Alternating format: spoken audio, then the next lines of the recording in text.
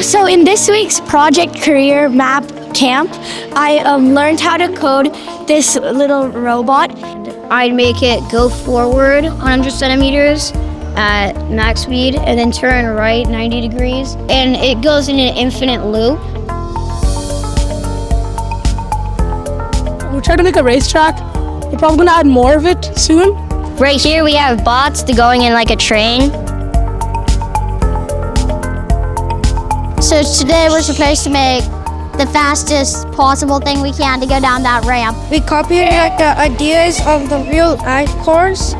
We can try to put it like on the edges and stuff, or like the back to make it more faster.